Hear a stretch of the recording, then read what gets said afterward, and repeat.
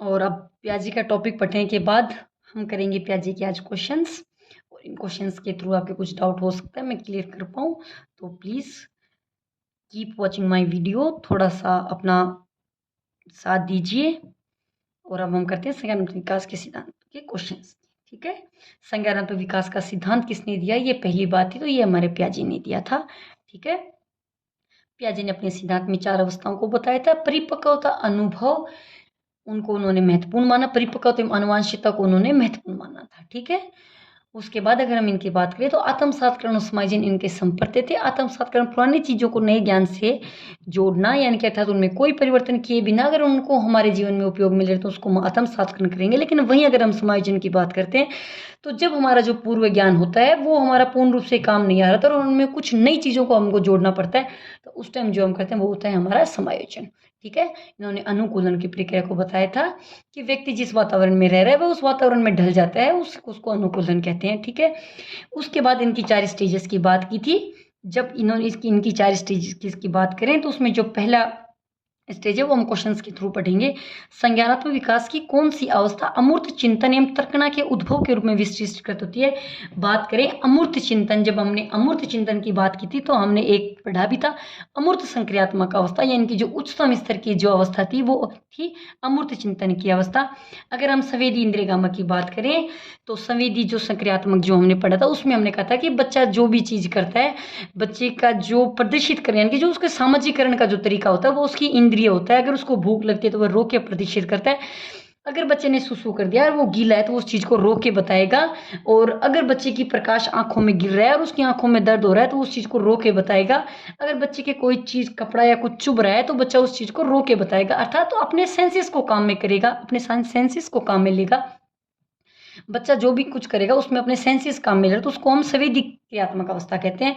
पर निर्भरता कह सकते हैं, इस टाइम जो होता है वो बच्चा दूसरों पर निर्भर होता है। उसके बाद के मूर्त सक्रियात्मक अवस्था। मूर्त मतलब होता है, मूर्त मतलब जो चीज़ हमारे सामने हमें दिख रही हो।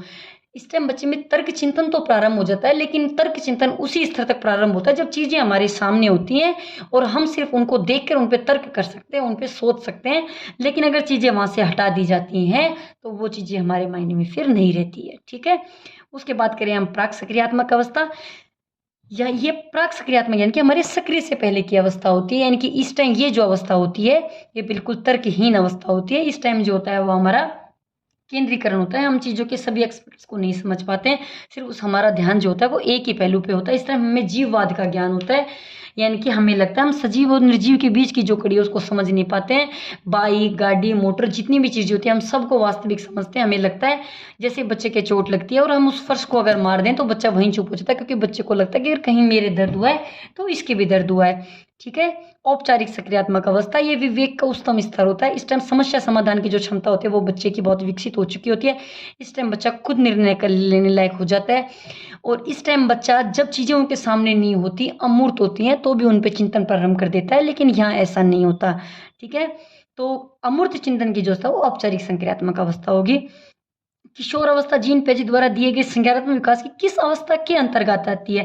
यानी कि किशोर अवस्था। जब हमने बाल विकास का चैप्टर पढ़ा था तो हमने विकास में जो अवस्थाएं पढ़ी थी उन अवस्थाओं को हमने 4 प्रकार से बांटा था। शैशव अवस्था, पूर्व बाल्यावस्था, उत्तर बाल्यावस्था, फिर हमने किशोर अवस्था पढ़ा था। तो अगर हम उनको बांटे तो 0 से 5, 5 से 12 और 12 से 18। तो 12 से 18 को हमने किशोर अवस्था में रखा था। और अगर अभी हम समझने के तौर पे यहाँ करें जीन पियाजे की बात, तो जीन पियाजे ने अपनी सारी अवस्थाओं को बताया। 0 2 से 7, 0 से 2, 2 से 7, 7 से 11 और 11 से 18। अब हम बात करें, उन्होंने बोला है किशोर अवस्था, तो किशोर अवस्था हमारी किस में थी? 11 से 18 में। और 11 से 18 हमारी कौन सी है? औपचारिक संक्रियात्मक अवस्था। बच्चों के संज्ञानात्मक विकास के संदर्भ में निम्नलिखित में से कौन सी पियाजे की संरचना है? जब कल मैंने पियाजे बताया था तो मैंने उसमें बताया भी था कि कभी कभी पियाजे की शब्दावली से भी डायरेक्ट क्वेश्चन आ सकता है कि स्कीमा शब्द का प्रयोग किस मनोवैज्ञानिक ने अपने सिद्धांत में किया है? तो हम कहेंगे कि स्कीमा शब्द का प्रयोग पियाजे ने अपने सिद्धांत में किया है। चलो, लेकिन हम इसके हर ऑप्शंस को समझते हैं, उसके बाद हम हमारे निर्णय पे जाएंगे। ये तो थी सीधी सीधी बात। अगर हम बात करें प्रबलन की, तो प्रबलन का जो सिद्धांत है वो हमारे अधिगम के अंदर आता है, विकास के अंदर नहीं आता। अगर अधिगम की हम बात करें तो अनुभव एवं परिस्थितियों के अनुभव एवं परिस्थितियों से सीखा हुआ वह स्थायी ज्ञान जिसका हम हमारे जीवन में उपयोग कर रहे हैं, अस्थायी ज्ञान नहीं, स्थायी ज्ञान जिसका हम हमारे जीवन में उपयोग कर रहे हैं उसको ही हम अधिगम कहेंगे। और अधिगम की हम बात करें तो प्रबलन का सिद्धांत CL हल ने दिया था, ठीक है। उसके बाद करें अवलोकन अधिगम की। अवलोकन मतलब सीधी सी बात है, अगर अवलोकन का शब्द है किसी चीज का अवलोकन करना मतलब किसी चीज को देखना, तो यहाँ पे अल्बर्ट बांडुरा हमको बोलते हैं कि इसको सामाजिक अधिगम का सिद्धांत भी दिया। और उन्होंने ऐसा बोला कि अगर बच्चा जो होता है वो अवलोकन करके चीजों को सीखता है। अगर हम बच्चों के सामने हम अच्छे मॉडल प्रस्तुत करेंगे तो बच्चा अच्छी चीजों को सीखेगा। अगर बच्चे को हम खराब चीजें दिखाएंगे तो बच्चा खराब चीजों को सीख। उसके बाद में आता है अनुबंधन। अनुबंधन दिया था हमारे इवान पेट्रोविच पावलोव ने। और पावलोव ने जब ये सिद्धांत दिया था एक कुत्ते पर दिया था। और उन्होंने क्या किया था कि परिस्थितियां, जैसे उन्होंने कुत्ते को एक दिन 9 बजे खाना दिया और अगले दिन उन्होंने क्या किया कि 9 बजे घंटी बजाई लेकिन खाना नहीं दिया, लेकिन कुत्ता उस चीज़ के प्रति अनुबंधित हो गया था कि जैसे ही घंटी बजेगी तो मुझे खाना होगा, तो स्वाभाविक रूप से उसके लार आने लग गई थी, ठीक है। इनकी बात करेंगे अपन अधिगम में, लेकिन हम यहाँ बात कर रहे हैं प्याजे ने की संरचना की। तो प्याजे ने स्कीमा बोला था। स्कीमा का मतलब होता है कि हमारे मानसिक संरचनाओं में लंबे समय से जो याददाश्त के जो पैकेट्स होते हैं उनको हम स्कीमा बोलते हैं, ठीक है। बात करें स्कीमा और स्कीम्स में भी अंतर होता है। स्कीमा तो हमने बात कर ली मानसिक संरचनाओं का जो संग्रहित रूप हमारे मस्तिष्क में रहता है, जिनको हम कभी भी याद कर सकते हैं, कभी भी रिकॉल कर सकते हैं। लेकिन स्कीम्स का अलग मतलब होता है। स्कीम्स का मतलब होता है कि एक वह पैटर्न जिसको हम डेली फॉलो कर सकते हैं, हमारी दिनचर्या से वो सम्मिलित हो। तो जैसे हमें बात करें तो ये एक लड़की है, अगर वो डेली स्कूल जा रही है, उसको पता है कि स्कूल में उसको यूनिफॉर्म पहन के जानी है, तो वह यूनिफॉर्म पहन के जाएगा। और उसको पता होता है कि मुझे वाटर बोतल लेके जानी है, मुझे मेरा लंच बॉक्स लेके जाना है। तो वो जाने से पहले वो चीज़ अगर हमारे भी याद नहीं है तो बच्चा खुद हमें याद करवाएगा कि मेरा लंच बॉक्स ला दो, मुझे मेरी बोतल ला दो पानी की, ठीक है। तो ये होता है स्कीम। और स्कीम्स में आप अंतर समझ गए होंगे, ठीक है।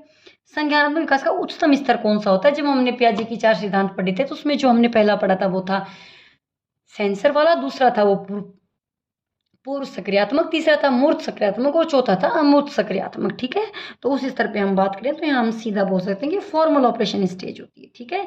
इस टाइम तक बच्चे को हर चीज़ों का ढंग से ज्ञान हो जाता है। पियाजे का मानना था कि बच्चों में भाषा का विकास निम्न के परिणाम स्वरूप होता है। तो जब भाषा का विकास होगा, तो जब आत्म केंद्रितता की बात करेंगे तो नहीं, आत्म केंद्रित व्यवहारात्मक विकास की बात नहीं करेंगे। लेकिन बच्चा कहता है कि बच्चे में जो भाषा होती है वो उसके संज्ञान से आती है, अर्थात उसका जो होता है वो पहले उसके विचार आते हैं, उसके मस्तिष्क में जो चीज़ें चल रही हैं बच्चा पहले उन चीज़ों को बोलता है। वही हमारे वाइगोत्स्की कहते हैं कि ऐसा नहीं होता। बच्चा जब समाज के संपर्क में आता है तो वो अपने विचार बोलता है और तभी से उसके विकास स्टार्ट हो जाता है। लेकिन पियाजे कहते हैं कि ऐसा नहीं होता, बच्चे में पहले विचार आता है। और वाइगोत्स्की ने अपना जो सिद्धांत दिया उसमें टूल यानी कि भाषा को ही टूल माना है। उन्होंने बोला है कि भाषा संप्रेषण का वह साधन है जिसके द्वारा बच्चा समाज में अंत्य क्रिया कर सकता है और उन क्रियाओं के थ्रू वह लोगों से ढंग से जुड़ सकता है, ठीक है। पियाजे के अनुसार संज्ञानात्मक विकास कि तृतीय व स्थान निम्न में से कौन सा होता है? अगर इसकी बात हम पेडागोजी में करें तो मूल्यांकन जो भी होता है वो हमारा अंतिम अवस्था होता है। सबसे पहले पियाजे ने बताया था कि बच्चे को किसी चीज़ का ज्ञान होता है, उसके बाद में अवबोध यानी कि बच्चा उन चीज़ों में अंतर करना उसके बाद में जो करता है, उसके बाद में बच्चा अवबोध करना प्रारंभ कर देता है, उसके बाद में बच्चा उन अनुप्रयोग करना प्रारंभ करता है, उसके बाद में बच्चा विश्लेषण, संश्लेषण और मूल्यांकन की ओर जाता है, ठीक है।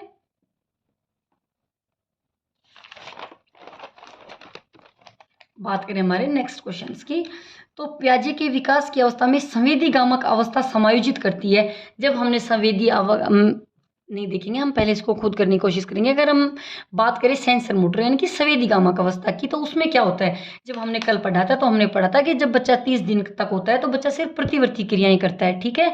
प्रतिवर्ती क्रिया, उसके बाद जब बच्चा 1 से 4 माह के महीना होता है तो बच्चा अनुकरण करने की कोशिश करता है, अर्थात बच्चे की साइड हम अगर झूठ में पलक झपकाएंगे तो वो भी अपना ध्यान केंद्रित करने की कोशिश करता है, ठीक है। उसके बाद जो अवस्था होती है वो होती है लक्ष्य निर्देशित व्यवहार करने लगता है कि अगर 8 महीने का बच्चा है, 9-10 महीने का बच्चा है, अगर उसके सामने हमने कोई टॉयज दिखाया, उस टॉयज को छुपाया, तो बच्चा उस टॉयज तक पहुंच के रहेगा, चाहे आप उसके आगे खड़े हो जाओ, चाहे वो आपके टांगों के बीच में से निकल के जाए, लेकिन बच्चा उस चीज को पकड़ेगा। अगर हम इसके सारे ऑप्शंस की बात करें तो सामाजिक मुद्दों से सराकोर इस टाइम बच्चे का सामाजिक विकास नहीं हो पाता है, होना शुरू हो जाता है, लेकिन उसका जो स्तर होता है वो अलग होता है। सामाजिक मुद्दों पे जब बच्चा अमूर्त में होता है तभी उन पे बात कर सकता है। तार्किक रूप से समस्या का समाधान नहीं, तार्किक रूप से समस्या समाधान की जो क्षमता होती है वो हमें अमूर्त सक्रियात्मक अवस्था में, जब हम उच्चतम स्तर में होती है तब होती है। विकल्पों की व्याख्या और विश्लेषण करने की क्षमता, बच्चा बिल्कुल व्याख्या नहीं कर पा सकता और व्याख्यान विधि तो बच्चों के लिए वैसे भी अच्छी नहीं है, तो इन पॉइंट को तो वैसे भी कट कर देंगे। हम कहते हैं बच्चों में अनुकरण की क्षमता होती है, स्मृति होती है और मानसिक प्रस्तुतिकरण होता है। इसका ऑप्शन नंबर 1 होगा। किस प्रकार के विकास से एकाग्रता तथा सृजनात्मकता का संबंध होता है? जब हमने पियाजे का सिद्धांत पढ़ा था तो पियाजे के सिद्धांत को हम बौद्धिक विकास का सिद्धांत भी बोलते हैं, क्योंकि उन्होंने बताया था कि बच्चे का जो विकास होता है, जो बच्चे की उम्र बढ़ती जाती है उसकी बौद्धिक विकास भी बढ़ता जाता है और धीरे धीरे बच्चा बुद्धिमान होता जाता है। तो जब हम इसकी एकाग्रता और सृजनात्मकता की बात करें तो सृजनात्मकता बच्चों में तभी आती है जब उसका बौद्धिक विकास होगा, ना कि सामयिकात्मक होगा, ना कि नैतिक से हमारा समाज होगा। समाज और नैतिक यानी कि जो ये चारों विकास हैं ये आपस में जुड़े हुए हैं एक दूसरे से, लेकिन बच्चे में एकाग्रता और सृजनात्मकता हमेशा बौद्धिक विकास से समझेंगे। ऑप्शन नंबर बी होगा। निम्नलिखित में से किस सिद्धांत में संज्ञानात्मक विकास को सामाजिक मध्यस्थता युक्त प्रक्रिया के रूप में देखा है? अगर हम इसकी सबसे पहले हम क्वेश्चंस की लैंग्वेज को समझने की कोशिश करें तो किस सिद्धांत में संज्ञानात्मक विकास, अगर संज्ञानात्मक विकास की बात करें तो संज्ञानात्मक विकास किसने दिया है? पियाजे ने भी दिया है और हमारे वाइगोत्स्की ने भी दिया है, ठीक है। लेकिन पियाजे ने बताया है कि आनुवांशिक और परिपक्वता जरूरी होती है, जबकि वहीं हमारे वाइगोत्स्की की बात करते हैं कि बच्चों के संज्ञानात्मक विकास के लिए बच्चों का सोशल कल्चर यानी कि सामाजिक होना, सांस्कृतिक होना और उसका भाषा का ज्ञान होना जरूरी है। क्वेश्चन में हमसे पूछा गया है सामाजिक मध्यस्थता युक्त प्रक्रिया, यानी कि कहीं ना कहीं इन्होंने बोला है कि समाज को इंपॉर्टेंट माना है कि सामाजिक मध्यस्थता, जब सामाजिक और संस्कृति जहां भी आएगा तो हम आंख बंद करके किसको कहेंगे? हमारे वाइगोत्स्की को कहेंगे। और हमारे वाइगोत्स्की ने जो सिद्धांत दिया है वो दिया है सामाजिक संस्कृति का सिद्धांत। मनोलैंगिक के सिद्धांत की बात करें तो हमारे फ्राइड ने दिया है। अधिगम की सिद्धांत की बात करते हैं यहाँ अपने अल्बर्ट बांडुरा ने दिया है और चिन्ह की बात करते हैं अपने टॉलमैन ने दिया है। ओके, पूर्व सक्रियात्मक काल में आने वाली संज्ञानात्मक योग्यता है अमूर्त चिंतन की योग्यता, अभिकल्पनात्मक निष्कर्ष चिंतन, लक्ष्य उद्दिष्ट व्यवहार की योग्यता और दूसरों के दृष्टिकोण को समझने की योग्यता। जब हमने पूर्व सक्रियात्मक काल को पढ़ा था तो मैंने आपको ढंग से बताया भी था कि पूर्व सक्रियात्मक अवस्था को तर्कहीन की अवस्था कहते हैं, यानी कि ऑप्शन नंबर ए तो हम यहीं पे कट कर देते हैं, क्योंकि अमूर्त चिंतन कैसे करेगा जब बच्चे में तर्क करने की क्षमता ही नहीं है, तो वो अमूर्त चिंतन तो बिल्कुल नहीं कर पाएगा। ऑप्शन नंबर सेकंड पे जाए तो हमारा ऑप्शन नंबर सेकंड है अभिकल्पनात्मक निष्कर्ष चिंतन, ये बिल्कुल भी नहीं हो सकता। हमारे तीसरे ऑप्शंस में जाए तो तीसरा ऑप्शन होगा हमारा लक्ष्य उद्दिष्ट व्यवहार की योग्यता और हमारा चौथा जाए दूसरे के दृष्टिकोण को समझने की योग्यता।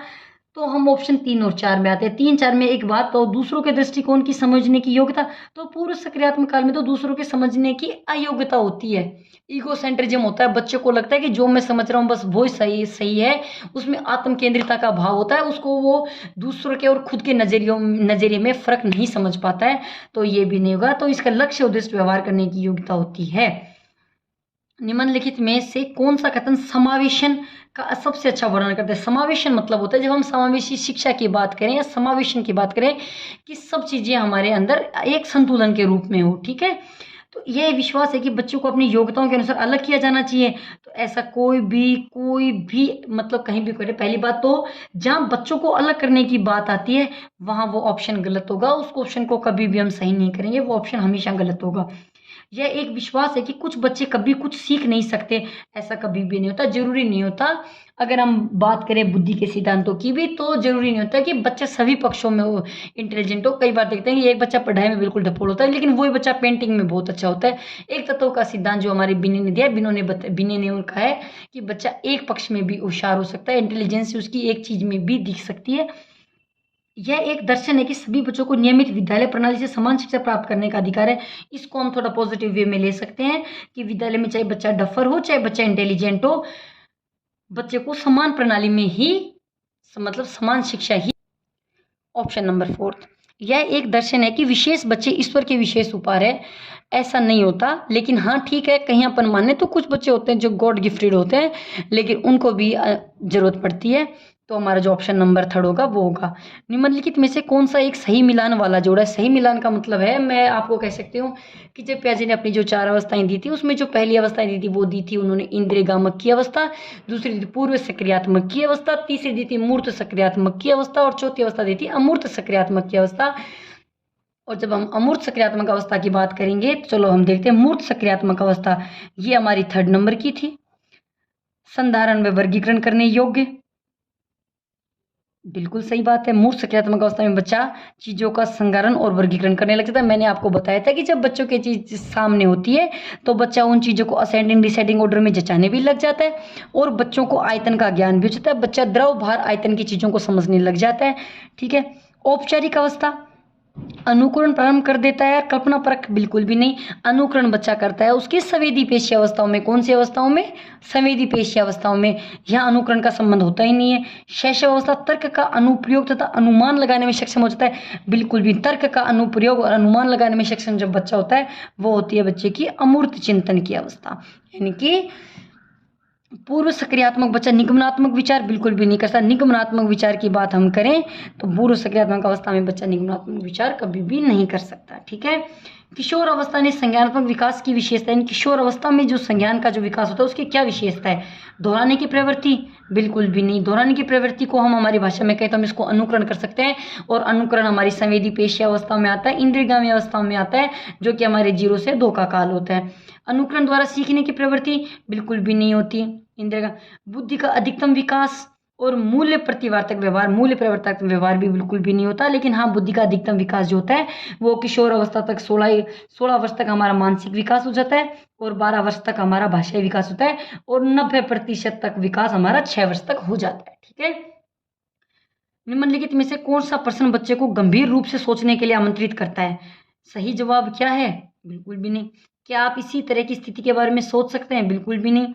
गंभीर रूप से मेरा मतलब ये नहीं है कि गंभीर हो जाओ एकदम, ऐसा नहीं कि एक ऐसा पर्सन हम बच्चों के सामने जब भी कोई चीज़ रखें तो हम वो बात रखें तो हम बच्चों के सामने ऐसी बात रखें जिससे बच्चा उसके विभिन्न विभिन्न पक्षों को समझ सके, उसके कई एस्पेक्ट्स को समझ के हमको जवाब दे।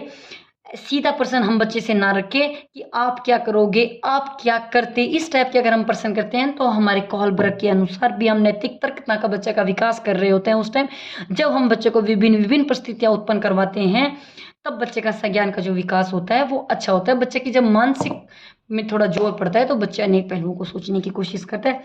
क्या आप इस उत्तर का जानते हैं? नहीं। तो हमारा जो सबसे अच्छा ऑप्शन होगा वो ऑप्शन नंबर सी होगा।